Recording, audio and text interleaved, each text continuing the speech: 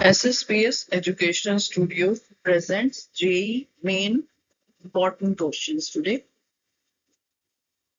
Question number 1 is in the given reaction. यहाँ पर एक reaction given है जो कि आप देख पा रहे हो कि वो एल्कीन है और एल्कीन की reaction जो first reagent है वो है HgOAC whole twice, mercuric acetate और CH3OH की प्रेजेंस में, और सेकेंड रिएजेंट है NaBH4 जो हम जानते हैं कि रिड्यूसिंग एजेंट है, mild reducing agent. But HgOAC whole twice और CH3OH रिप्रेजेंट कर रही है कौन सी रिएक्शन? ऑक्सीमर्क्यूरेशन डीमर्क्यूरेशन रिएक्शन आपने पढ़ी थी अल्कोहल चैप्टर में.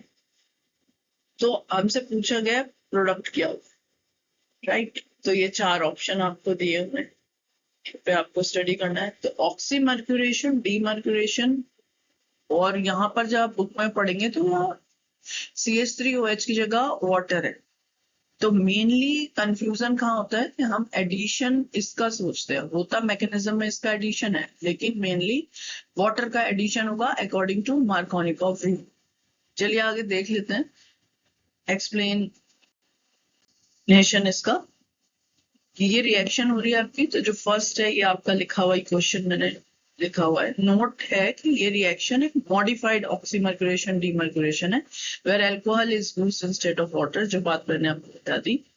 एल्कीन क्या करता है? CH3OH से रिएक्शन करेगा in the presence of this via Markovnikov addition. ये बात भी मैंने बताई. तो मार्कोनिकॉफ एडिशन है क्या कि जहां पर मोर इलेक्ट्रोनेगेटिव एटम जो होगा वो अटैच कहाँ पे होगा? उस डबली बॉन्डेड कार्बन एटम पे जहां पर लेस नंबर ऑफ हाइड्रोजन. तो अगर हम अपना रिएक्टेंट देखते हैं तो क्योंकि एडिशन हो रहा है CH3OH का, CH3OH को सबसे पहले आप स्प्लिट करिए कि इसमें इलेक्ट्रोनेगेटिव एटम कौन सा है. तो H+ और CH3O-, इसमें यह स्प्लिट होगा. तो दिस इज इलेक्ट्रोनेगेटिव एटम. तो इलेक्ट्रोनेगेटिव एटम अटैच्ड होगा उस डबली बॉन्डेड कार्बन पे अकॉर्डिंग टू मार्कोनिकॉफ रूल जहां पर हाइड्रोजन कम है. डबली बॉन्डेड कार्बन एटम आपको देखने हैं. तो यहाँ पर डबल बॉन्ड है और इन 2 कार्बन में से जिस पे हाइड्रोजन कम है वहां पर आप ये OCH3- ऐड करेंगे. तो ये OCH3- ऐड हो गया और H जाएगा दूसरे कार्बन पे, बॉन्ड ये वाला ब्रेक होगा, राइट? तो मेरा ये प्रोडक्ट आंसर होगा. जो NaBH4 यूज किया हुआ है उसका क्या काम है? NaBH4 यूज किया हुआ है जो इसकी प्रेजेंस है HgOAC whole twice, इसको रिमूव करके हाइड्रोजन प्रोवाइड करना. क्योंकि NaBH4 एक रिड्यूसिंग एजेंट है तो उसका काम ही है हाइड्रोजन प्रोवाइड करना. तो वो हाइड्रोजन इसको देकर इसको स्टेबल करेगा. तो अगर आपको मैकेनिज्म समझना है कि रिएक्शन हुई कैसे, तो मैकेनिज्म भी मैंने यहाँ पर लिखा हुआ है कि सबसे पहले क्या हो रहा है? अटैक हो रहा है पाई इलेक्ट्रॉन्स का. ये जो पाई इलेक्ट्रॉन्स है जो आपका गिवन रिएक्टेंट है उसका जो डबल बॉन्ड के पाई इलेक्ट्रॉन है वो इस पर अटैक करते हैं मर्क्यूरिक एसीटेट वाले मॉलिक्यूल पे. जब इस पे वो अटैक करेगा पाई इलेक्ट्रॉन तो क्या होगा? इलेक्ट्रॉन इसके पास आए तो यहाँ पर ये इलेक्ट्रॉन शिफ्ट हो जाएंगे बॉन्ड के, राइट? तो ये जो बॉन्ड है वो वीक होगा क्योंकि यहाँ से इसको इलेक्ट्रॉन मिल गए तो इसकी जरूरत नहीं है. तो ये एसीटेट आयन रिलीज हो जाए और ये HgOCO-CH3 अटैच हो जाएगा इस वाले CH से, ठीक है? तो अनसिमेट्रिकल पाई कॉम्प्लेक्स बना है. अब इसके बाद सेकेंड स्टेप में जो है CH3OH का अटैक का.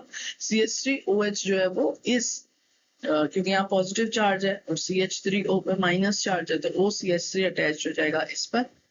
साथ में इसके बाद क्योंकि आपने NaBH4 डाल दिया तो NaBH4 इसको हाइड्रोजन प्रोवाइड करेगा और स्टेबल करेगा. तो ये CH3COOH भी रिमूव हो जाए, यहाँ पर हाइड्रोजन CH2 को मिल जाएगा. तो this is the mechanism of this reaction. I hope आपको समझ में आया होगा. If you have any doubt in any question, if you have any assignment, you can drop the message or comment to it. Please like and subscribe the channel so that जो भी question मैं upload करूं आप आराम से समझ सकें. Thank you.